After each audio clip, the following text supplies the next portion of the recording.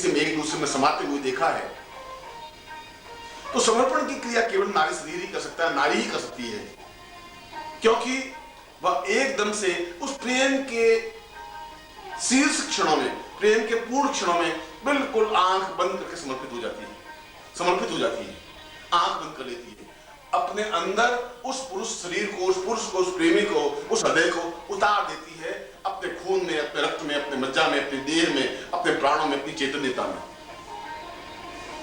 यह मूलभूत अंतर पुरुष और नारी का है। इसलिए पुरुष बनकर के साधना की ही नहीं जा सकती।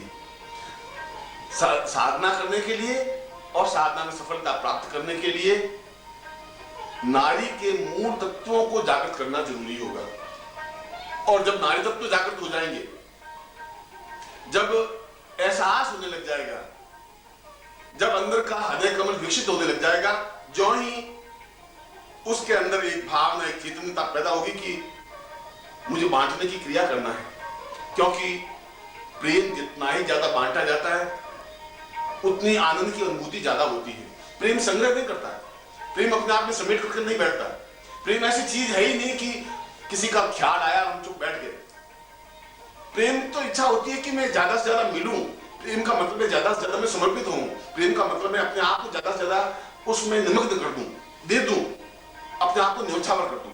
वह संग्रह नहीं करता और वह संग्रह नहीं करती। इसलिए जहां पर भक्त का भगवान से संबंध बनेगा तो समर्पण के माध्यम से ही बनेगा। जब शिष्य गुरु को अपने आप में आत्मसात करने की कोशिश करेगा, और अगर कोशिश करे और अपने अंदर गुरु को उतारने की प्रक्रिया करे, तो उसके अंदर के हृदय कमल को विकसित करना ही पड़ेगा। बिना हृदय कमल को विकसित किए वह उस गुरु के पूर्ण शरीर को अपने अंदर उतार ही नहीं सकता। और शरीर को अंदर उतारने की क्रिया केवल नारी के द्वारा ही प्राप्त की जा सकती है। और नारी का मतलब है दया, ममता, करुणा, प्रेम, स्नेह, समर्पण। ये भाव पुरुष में नहीं है, ये भाव केवल स्त्री में है। इसीलिए हमारे शास्त्रों में जहां भी साधक का वर्णन आया है वहां स्त्री का वर्णन आया है। स्त्री के रूप में साधक को देखा है, भक्त को स्त्री के रूप में देखा है, क्योंकि वह स्त्रीत्व का भाव लेकर के, कोमलता का भाव लेकर के, एक आनंद की अनुभूति का भाव लेकर के वह अपने अंदर कमल को विकसित कर सकती है।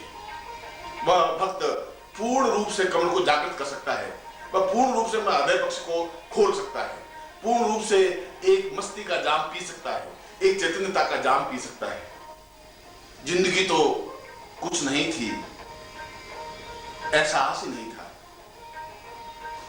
जिंदगी में कोई बहुत बड़ी विशेषता नहीं थी, जिंदगी तो कुछ नहीं थी, कुछ एहसास ही नहीं था। तूने पिलाया और पता ही नहीं चला कि हम क्या हुए। अब पता चला। अभी तक तो जीवन बीत रहा था, कुछ पता ही नहीं चल रहा था कि जीवन में क्या हो रहा है। अभी तक तो ये एहसास नहीं था कि जिंदगी का मकसद क्या है, जिंदगी का अर्थ क्या है। अभी तो ये ज्ञान नहीं था कि मुझे जीवन क्यों मिला है, जीवन की मंजिल मकसद क्या है। तूने मुझे एक बार देखा और मेरी जिंदगी संवर गई, बदल गई पूरी जिंदगी। एकदम से जिंदगी में एक नया परिवर्तन आ गया, एकदम से हृदय पक्ष जागृत हो गया, विकसित हो गया। एक तरह से उन दोनों के बीच में जो घूंघट का पट था खुल गया, दूर हट गया। और जो ही घूंघट का पट हटा, जो ही बीच में से पर्दा हटा, माया रूपी आवरण छिन्न भिन्न हुआ, त्यों ही साक्षात वह दर्शन सामने हो गए, जिसको एक शिष्य गुरु कहता है, जिसको एक भक्त भगवान कहता है, जिसको एक प्रेमी कहती है। इसलिए वो कहता है कि मेरी जिंदगी का कोई मकसद नहीं, मंजिल नहीं, तासुव्र नहीं। तासुव्र तो वही कि तूने नजर भर के देख लिया मुझे। मेरी जिंदगी में कोई बहुत बड़ी विशेषता नहीं थी। मेरी जिंदगी तो एक रूखे वीरान चल रही थी। उस जिंदगी में कुछ एहसास नहीं था। पूरी जिंदगी का एक मोड़ वो आया, पूरी जिंदगी का एक टर्निंग पॉइंट वो आया कि तुमने निगाह भर के मुझे देखा और बदल गया।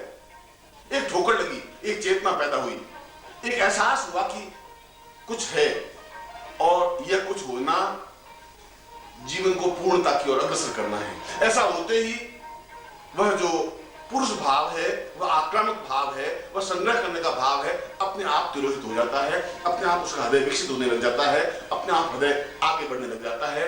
और वह आगे बढ़ने की क्रिया, वह पहुंचने की क्रिया उस मंजिल तक पहुंचा देती है जब जिंदगी में एक एहसास होता है, जब जिंदगी में एक चैतन्यता आती है, एक भावना आती है, ऐसा लगता है कि जैसे कोई है।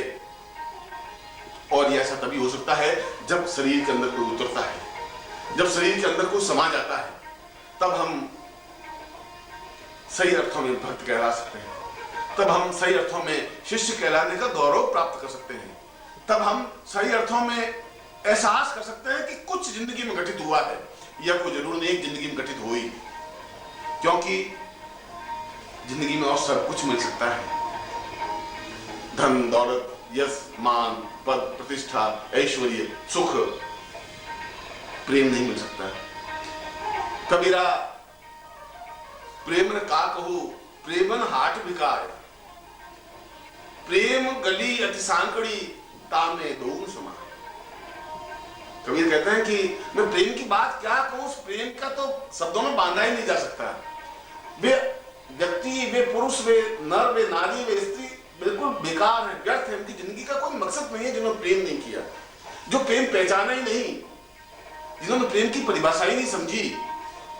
वो तो ठीक ऐसे ही है जैसे कि रेगिस्तान में एक आदमी चला जा रहा है, उस जिंदगी का कोई मकसद नहीं है। जिंदगी सुबह उठती है, शाम होती है, सारी उम्र तमाम होती है, कभी शाम हो जाती है, फिर सुबह होती है, फिर सुबह होती है, फिर शाम होती है, सारी उम्र तमाम हो जाती है। जिंदगी में कहीं एक घड़ी ठहर करके एहसास नहीं होता कि इस जिंदगी का मकसद क्या है। और कभी कह रहे हैं कि ये प्रेम गली बहुत सांकड़ी है, ये बहुत संकड़ी है, ये बहुत नजदीक है, तामे दो समाए, इसमें दो नहीं समा सकते, इसमें तो केवल एक प्रेमी ही आ सकता है, इसके अलावा जीवन में कोई चिंतन नहीं आ सकता, इसके अलावा दूसरा कोई खेल बन ही नहीं सकता।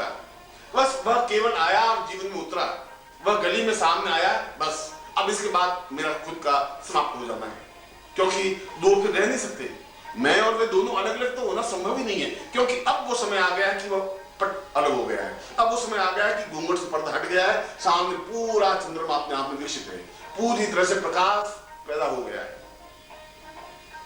और जब तक ये पर्दा नहीं हटा था, तब तक मेरे जीवन दुख था, मेरे जीवन विषाद था, मैं कभी हंस लेता था, कभी रो लेता था, कभी एहसास कर लेता था, साधना में मंत्र जपता रहता था, और 5 साल 10 साल 15 साल 20 साल हो गए, उस बार बार रटने से उसका अर्थ ही समाप्त हो गया, क्योंकि जीवन में एक सुकून जो मिलना था, जीवन में जो आनंद मिलना था, जीवन में जो तृप्ति मिलनी थी, वो मिल ही नहीं सकी, वो मिल ही नहीं सकती, संभव ही नहीं है। आंख मार के पालकी में बैठ करके साधना करने से सिद्धि नहीं प्राप्त हो सकती। सिद्धि प्राप्त करने के लिए दिल चाहिए, हृदय चाहिए, एक विकसित पुष्प चाहिए, कमल चाहिए, एक ऐसा कमल जिस पर भ्रमरा करके गुंजरण कर सके, एक ऐसी खुशबू होनी चाहिए जो पूरे प्राणों में, हृदय में भर सके, बाहों में बांधा जा सके। अगर वो खुशबू ही नहीं है, अगर वो भ्रमर ही नहीं है, तो उस पुष्प का खिलना और नहीं खिलना अपने आप में कोई मकसद नहीं है। और अगर तुम्हारे जीवन में प्रेम की कोई स्थिति आई नहीं, अगर तुमने प्रेम की परिभाषा पढ़ी ही नहीं, अगर तुमने प्रेम की पंक्ति को अपने हृदय में उतारा ही नहीं, तो तुम्हारा जीवन ठीक उसी बंजर रेगिस्तान की तरह है, जहां तुम चल तो रहे हो, मगर तुम्हें कई प्रकार की छाया नहीं है, किसी प्रकार का सुकून नहीं है, जीवन में किसी प्रकार का आनंद नहीं है, जीवन में तृप्ति नहीं है, और यह जीवन बिल्कुल वीरान सा बीत जाता है। ये बीत जाने की जिंदगी को मृत्यु कहते हैं, और उस बीच में उस पर्दे को हटा देने की क्रिया को साक्षात्कार कहते हैं, आत्मा का ब्रह्म से मिलन की क्रिया कहते हैं। और यह आत्मा तो पूरी विरहणी है, विरहण रोवे प्रेम सु, वो प्रेम से रो रही है, दुख नहीं है, वेदना नहीं है, घूंघट की पट हो, दुख यही है कि घूंघट का पट है। जामे चाहे न चाही थी घोर भयो निशमोर, और ज्यों ही वो पर्दा हटा, ज्यों ही अंधियारा छंटा, तो एकदम से ऐसा लगा कि जैसे सुबह स्वर्णिम प्रभात हो गया हो, चारों तरफ से चिड़ियां चहकने लग गई हो, एक भ्रमर गुंजरण होने लगे हो, पुष्प विकसित होने लगा है, सारी दुनिया बदल गई है, ऐसा लगने लगा कि बहुत कुछ हो गया है। कल का दिन वैसा ही था, दिन तो आज का भी वैसा ही है, मगर कल के दिन में और आज के दिन में बहुत बड़ा अंतर है, क्योंकि आज मैं किसी की हूं और किसी की हूं नहीं, किसी को अपने अंदर बिल्कुल बसा दिया है, आत्मसात कर लिया है, और उस चित्त में और उस हृदय के बीच में से जो एक पर्दा था वो हटा दिया है। अपने आप को आंखों से बंद करके उसको अंदर बिल्कुल शांत प्रसन्नता के साथ में एक स्थापित कर दिया है। अंशन की कर कोठरी, मैंने तो कहां बिठाऊं, मैंने आंखों की कोठरी करके पुतली पलंग बिछाए और पुतली का पलंग बिछाया है, क्योंकि मुझे बिठाना है और फिर कोई देखे नहीं।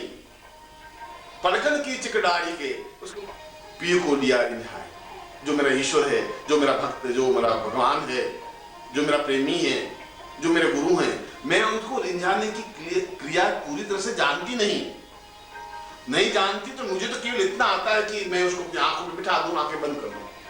इसलिए बंद कर दूं, ना मैं देखूं और को, ना तो ये देखने देखूं।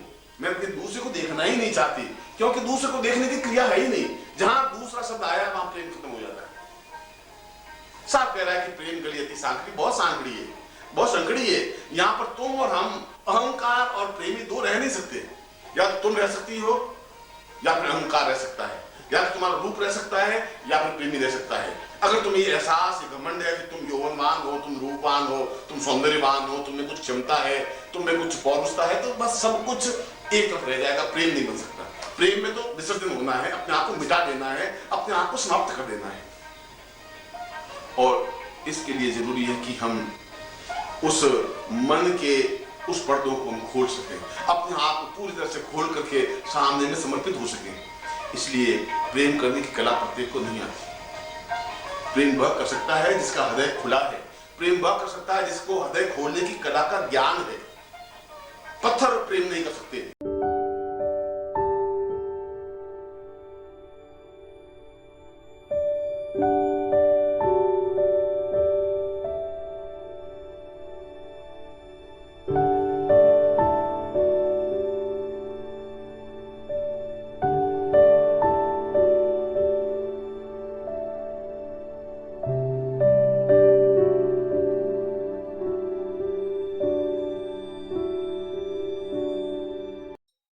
ओम परम तत्वाय नारायणाय गुरुभ्यो नमः।